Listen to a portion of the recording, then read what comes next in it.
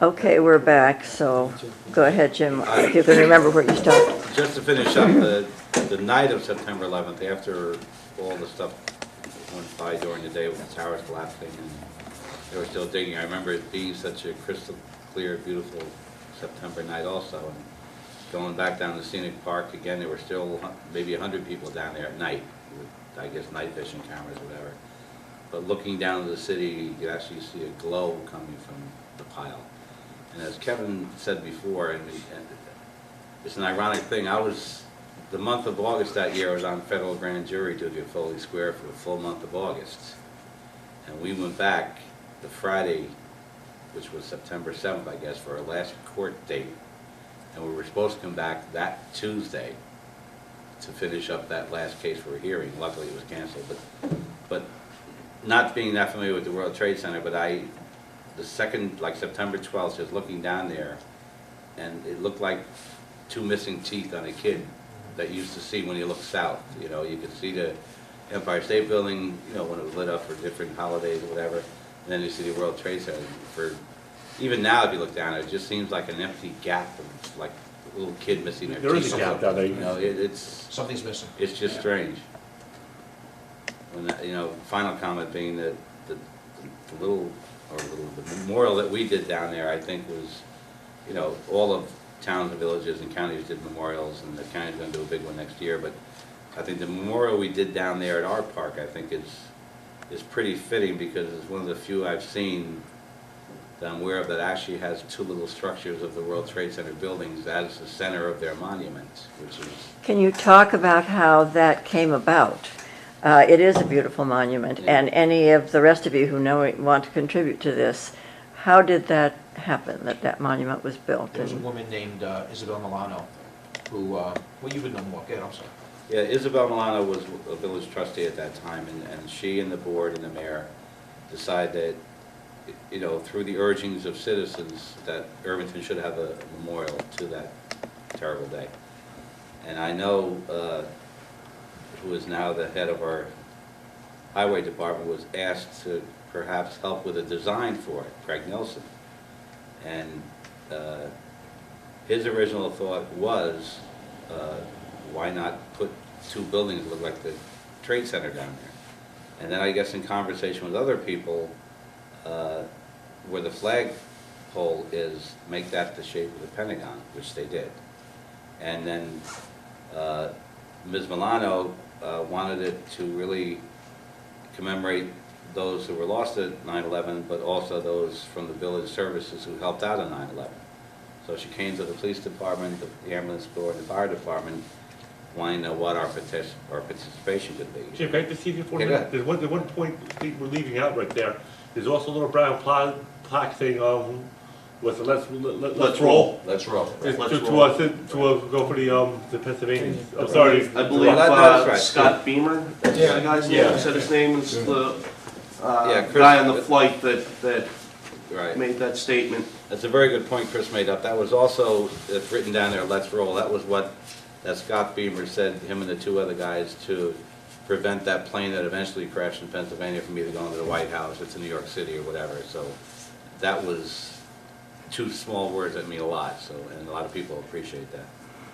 What was I saying? You were talking about the village service. Oh, yeah, about the monument, how it came to pass. And they came around, Ms. Milano and the mayor and whatever came around and asked the services, the paid and the volunteer, how we would, what our input would like to be, whether it be, you know, given to financially or you know, what we would like on it. So we all said we wanted our various department insignias as to be part of it. You know, the Maltese cross for the firehouse, the thing for the ambulance corps, and the police shield. And that's how they came to be put into the concrete. And I think it took about a year to do, and I guess Minosi and Sons from Hastings were the ones that did the stonework and the And the design was done by whom The again? design was actually done by Greg Nielsen, who is now the head of the Department of Public Services, I guess you call it. And an But they Irvington didn't hire an resident. architect, it was not professionally done, like a lot of other towns have done, and, or doing the county. And also, we paid for it ourselves. And we paid Oh, for you, it. I was gonna The ask village you, didn't give any money. Right. we being, The fire department gave money from their funds, the ambulance corps from our funds, and the police department came from the PVA or PVA. So we made sure that it came from our money, it came from no village money.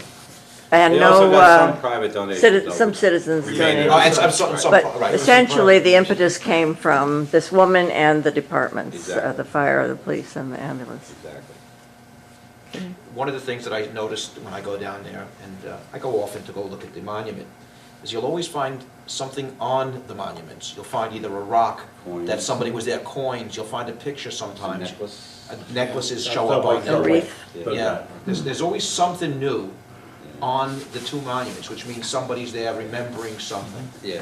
And, And for a while, not to take up much time, but what Stu mentioned is really emotional, because for like a year or two after it happened, there used to be this elderly-looking gentleman went down there every day and sat there, and, you know, just sat there and did nothing on the bench looking at the monument and the World Trade Center.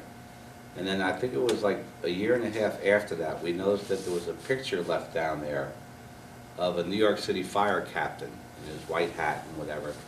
And I can't remember the name, but it's Irish. But this guy went down there every day who lost his son in the World Trade Center.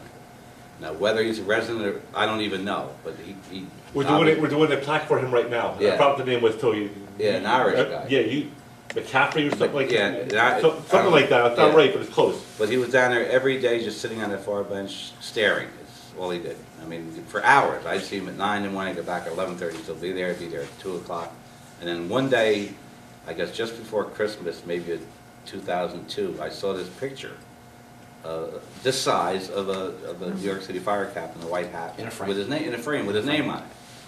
And the name didn't ring a bell. I know most people in Irvington didn't ring a bell, but I found out later he was telling another old gentleman that walks down there that he had lost his son in the World Trade Center. And that's, he's a widower, he could only reflect because that's all he had left, you know, and that was kind of profound to me. And the view from that park is remarkable It's of that unbelievable. area.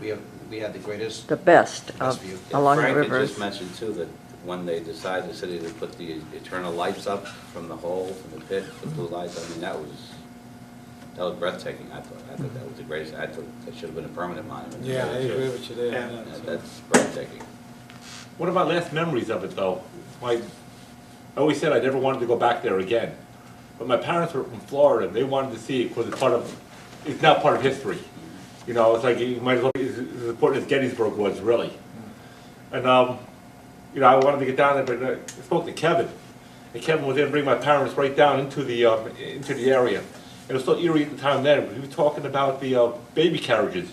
They were shifting through the rubble with the backhoe, and a little baby's toy came out of that. You remember the rabbit's head? You know, a little pink rabbit's head came out of it. It's like, you know, it's like, you forget, you know. I don't think any children were killed there, but like, you get how it affected it. There were children who were affected by it. I'm actually glad Kevin took me down there the last time. It was a big closure for me. Actually, one of the things that you mentioned, the rabbit, one of the things that we found when we were digging was, and I think they came from either the Port Authority or a gift shop up in the top of the towers, but they were stuffed bears, white stuffed bears, intact. So I mean, the only thing I could figure, they had to come from gift shop up on the top floor because they wrote this thing down and they would, you know, they were just like sitting in it's there. amazing. You mentioned about closure. I don't have it. No, I was just gonna say that. I have no closure whatsoever. It bothers me almost every day. I think about it every day of my life. I think about it. I can't stand going on the George Washington Bridge, turning my head to the left and seeing an empty spot.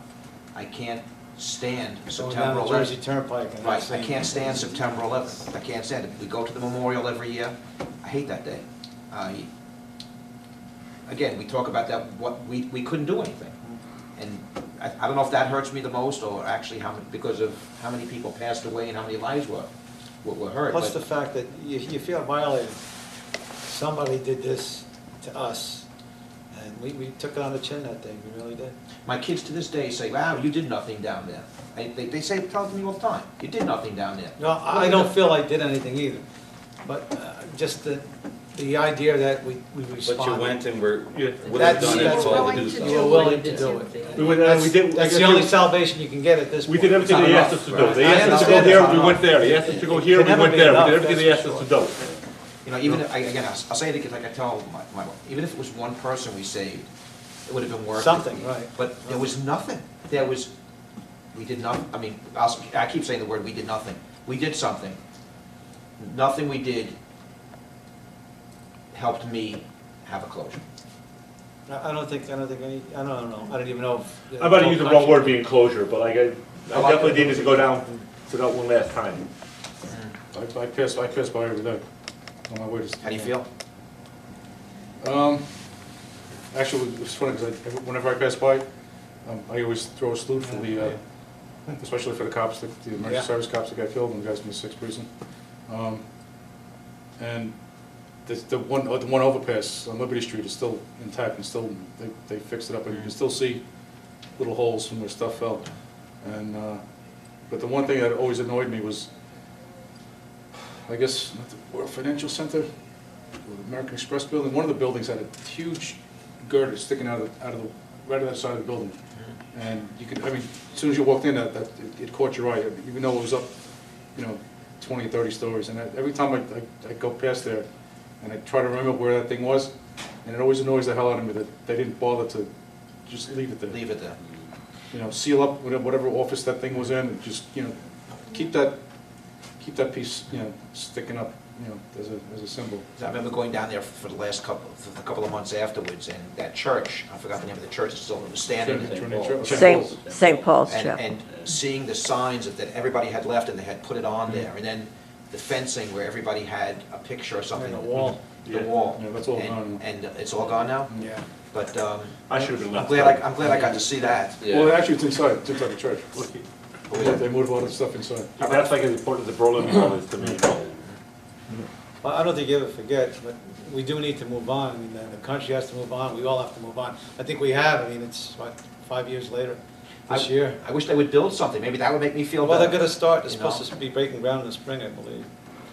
And it's time that, we start to heal, and time to try to put this behind us. Then they did it when we got bombed by the Japanese at Pearl Harbor. And it's a matter of time, like everything else, it heals. But you know what? I hear you, but 4 years later, after that, Still fresh. no, 4 years after Pearl Harbor, we won the war. Here, we're 4 years later, we're still killing thousands of American servicemen, and we're going nowhere. It's just my personal political opinion. But right I think now- that's better left out of it, though. Yeah. The whole conversation, I think. Not a conversation, I'm saying. I think it should be left out of it. I want Well, we are getting toward the end, but Helen or Ken, any last thoughts from either of you? The others have pretty much. I know for myself, I haven't been back down there. I just haven't been able to. And much like everyone else said, September 11th, I know pretty much every year I turn on the TV and see the reading of those names, and it kills me, tears me up inside. Yeah. And, I know myself, I'll never be able to put that behind me, just the thought of what happened that day. It really did. It changed everybody. It changed the country, the world. There's always where you were September 10th and where you are now. There's two different times. Sorry to interrupt, Kenny. No problem. But it is. It's 2 different times, though. Everything was pre 9/11. Jimmy. No, I feel the same way Kenny does. Helen? I don't think any of us will ever forget it, and I think the young people, like the children that saw it, you all have young children in school, they saw it on the TV and everything, and I don't think they'll ever forget it either. I just think it's going to be part of their life forever, and not just in New York. I mean, there was people from all over the country in that building, so it's not just... And all over the it's not world, just actually. us, yeah. Yeah. Well, I thank you all very much. I think this was an extremely valuable evening, and I You may am wanna- grateful to you, yes. I'll turn it off and then we'll film that. I'll let the others go Oh, because I okay. don't want to hold They people up. may want to tell you how we got it or something. Oh, like that. all right, maybe we should then. If If you don't somebody's mind waiting a familiar with moment longer, we have these two With plaques. the two plaques? Frank, would you hold them One came in up after so was I on can with Anthony. get pictures of them? Jim, you probably be better on this. I think you should, Jim. Yes, As the President Chief, I think you should. good. Okay, I'll do them one at a time, actually, because I can They come can't in speak loud close. with them. Go ahead. Okay, Chief, do you want to tell us about the one on the right with the red backing? Do you know? Well, Or, I'm sorry, Ken.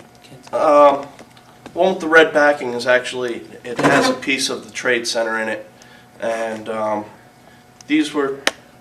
they were both, I think they're given by both the same, just to commemorate our response down there and helping out, I believe, is it's an appreciation. And Who gave them to? The City of New York. I believe they came from the City of New York Fire Department. And the other second one? I believe this is just the letter that accompanied Okay. the original piece of steel from And Trade Center. by whom is it signed? I can't photograph it as closely as I'd like to. Oh, Uh, Nicholas Scapetto. Nicholas, yes, Capetta, Fire Commissioner, And, and Frank Crothers, Chief of Fire Department. so those were from the fire departments of New York City then.